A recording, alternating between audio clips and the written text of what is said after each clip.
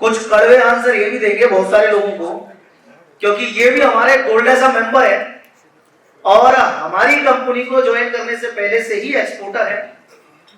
और ये जयपुर के अंदर 1 महीने की डायमंड की ट्रेनिंग करके गए हैं।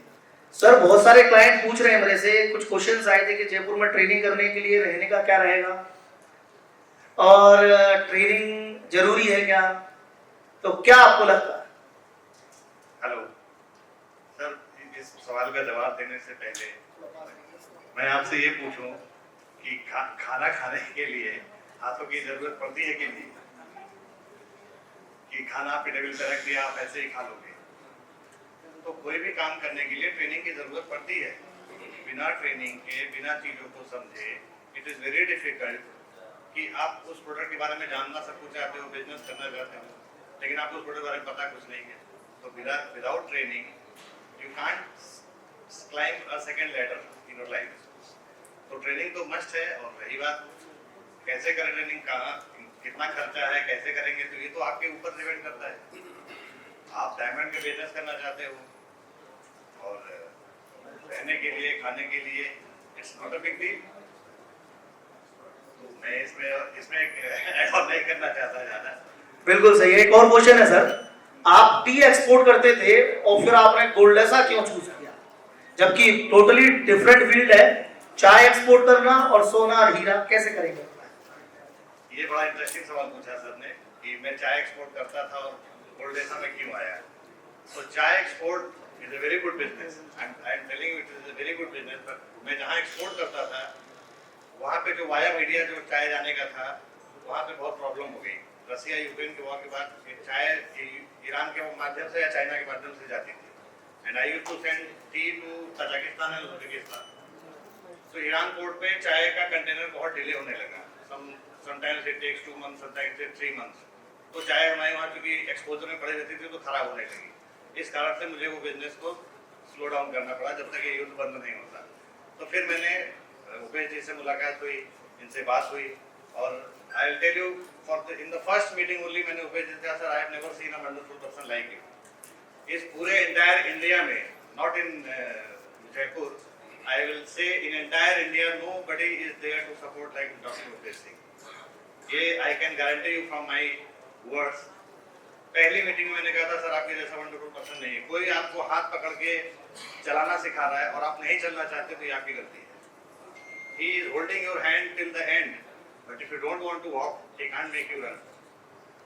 Thank you very much, thank you very much.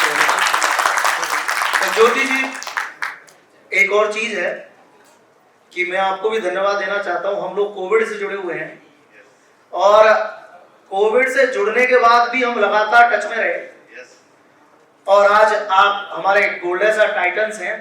तो मैं चाहता हूं नई कहानी में आप भी अगर कोई आपको मिलता है तो सपोर्ट करें दुनिया को, ये अपना एक मोटिव होना चाहिए। बिल्कुल, मतलब मैं इस बात को कैसे कहूँ कि इस बात को मैं हनुमान चालीसा की चौपाई से कहता हूँ। हनुमान चालीसा में एक चौपाई है, दुर्गम काज जगत के देते सुगम अनुग्रह तुमरे देते। कितने लोग इस चौपाई का मतलब समझते हैं? दुर्गम काज जगत के देते सुगम अनुग्रह तुमरे देते। दुनिया का कठिन से कठिन कार्य हो, कठिन से कठिन मंजिल हो, अगर आप उसकी तरफ अच्छे उद्देश्य से, अच्छे मनोभाव से आगे बढ़ेंगे तो वो कार्य में सफल हो जाता है। जिस प्रकार हनुमान जी ने लक्ष्मण जी को संजीवनी बूटी लाके जीवन दान दिया था, वैसा ही कार्य डॉक्टर उपेश सिंह कर रहे हैं। ये हमारे हनुमान हैं।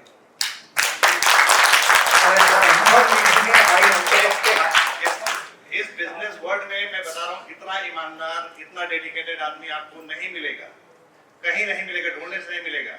लोग आपको बड़े बड़े प्रोजेक्ट बताएंगे, बड़े बड़े सपने दिखाएंगे, लेकिन सपना जब साकार करने की बारी आती है तो गायब हो जाएंगे। आपके पॉकेट से मनी निकालेंगे, दे विल रन अवे। फिर आप ढूंढते रह जाओगे अब क्या करें, कैसे करें। तो मेरे लिए तो ये हनुमान जी हैं। आपके लिए हनुमान है कि नहीं, आपको सोचना है।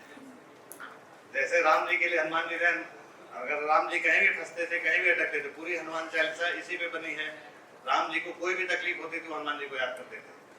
और आज हनुमान ही इस कलयुग में ऐसे अवतारी हैं जो हर समस्या का निदान करते हैं। तो आप अपने लिए एक गुरु चुन लो और उस गुरु को अपने आप को डेडिकेट कर दो। करके आप अपना 100% दो, गुरु आपको गाइड करके आगे ले जाएगा। सर एक बात और आपकी बात पर कहना चाह रहा हूँ, अभी एक मेरा लेटेस्ट पॉडकास्ट आने वाला है, तो पॉडकास्ट में बड़े कड़वे क्वेश्चन होते हैं, तो उन्होंने एक ऐसी चीज पूछी जो मैं आप लोगों को बताना चाहता हूँ, इसीलिए नहीं कि मेरी सर्विस की वजह से, कि हमको गुरु कैसे चूज करना है। तो उन्होंने बोला कि हमारे यहाँ तो घर घर में सलाहकार हैं, आप घर से निकलोगे तो पड़ोसी सलाह दे देगा, आगे चलोगे दोस्त सलाह दे देगा, तो हमारे यहाँ तो सलाहकारों की दुकान खुली हुई है, तो सर सलाहकार कैसे चूज करें। तो मैंने बोला ये बड़ा इंपॉर्टेंट क्वेश्चन है कि दुर्योधन ने सलाह ली शकुनी से और अर्जुन ने सलाह ली श्री कृष्ण से, ये तो उनको चूज करना है किसके पास कौन सी पावर है। हमारे यहाँ बहुत मोटिवेशनल स्पीकर्स हैं, वो रोज बिजनेस स्टार्ट कराते हैं।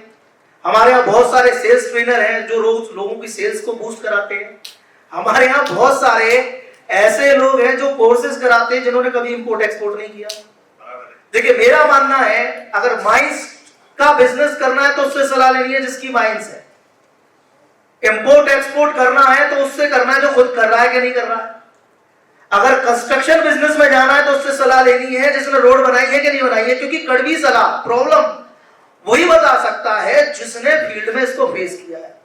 अफ्रीका जाना है तो हम बता सकते हैं क्योंकि हम वहां बैठे हैं, लेकिन अगर आप मुझे बोलोगे कि भाई कजाकिस्तान चले जाओ तो मैं कहूंगा ज्योति जी से सलाह लीजिए क्योंकि वो ज्यादा जानते हैं उसके बारे में। तो हमेशा उस चीज की सलाह उससे लेनी चाहिए जो ये व्यापार कर रहा है, ना कि जिसने व्यापार नहीं किया। तो ये हम लोगों की गलती है, हम गुरु चूज बहुत जल्दी करते हैं। हमको गुरु के साथ वो गुरु चूज करना है जिसको काम करने का अनुभव है। I think I am right और not? Yes sir, perfectly right. Thank you, please.